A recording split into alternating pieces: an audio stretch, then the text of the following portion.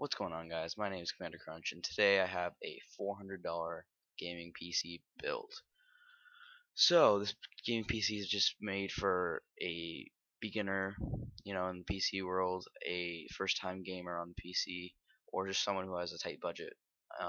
Although, yes, it's $400, but this thing will let you play any game you want at a solid frame rate, solid resolution, and decent settings. So starting off today, we have the AMD A10 7850K. It's a quad-core Caviar APU from AMD, 3.7 GHz quad-core with 512 stream processors for the graphics. This will basically run any game you want at medium setting, 1080p, 30 FPS. Battlefield 4 medium settings, you can get 60 FPS out of this thing at 720p, maybe even 1080p, especially with this 2133 MHz RAM that we're using. So yeah, basically the best option for this budget, and there's a lot of upgradability in the future. You could do the dual graphics thing that AMD is pushing a lot.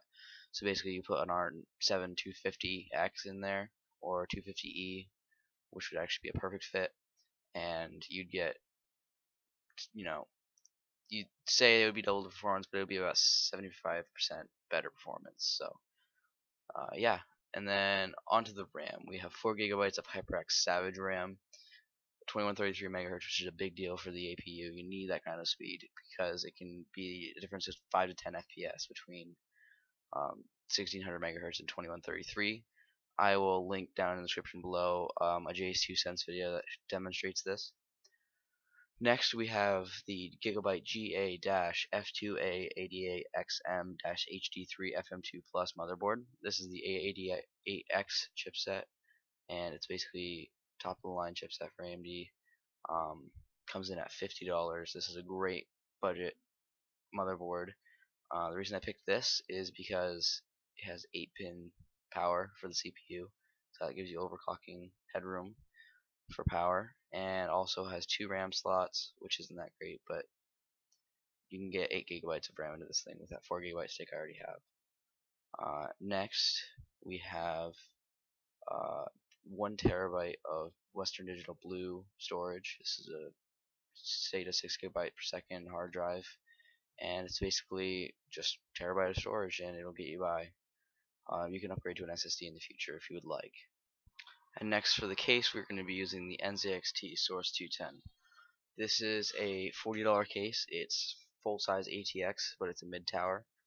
I've used this case before, and I really like working in that case. It's roomy, it's well designed, there's plenty of room for cable management, and it's just a great place to work on your computer. It's a great foundation, it has a clean look, it's just solid in general, and I think it's just the best deal for the price. You can also get one with a window for $5 more if that's your thing, and it comes in black and white, so you can choose between that. And lastly, for the power supply, we're going to be using an EVGA 100-W1-500-KR. This is a 500 watt power supply, and it's A+ certified, and that's all you really have to know. It just leaves a bunch of headroom in the future, since this whole system probably will only consume about maybe 200 watts at load. You will have room for an extra graphics card in the future, like a R9 270X, which I think would be a great upgrade. And I just think it'll be great. It'll be reliable. EVGA is a great brand, and you should be just fine. And so yeah, that's my $400 build. You can play all sorts of games, Battlefield 4, Battlefield 3, as you can see on screen. And I think this will be a great budget build with plenty of room for upgrading in the future. You could even get a GTX 970, it would work fine. It might be a little bottleneck, but it doesn't really matter. So yeah, I didn't put Windows 8.1 in this because you can get that for about $30 to $50, I think, on g2a.com, and I'll put a link in the description below for that. So yeah, I hope you enjoyed my video. Please like, comment, rate, and subscribe, and I will see you in the next one. Have an awesome day, guys.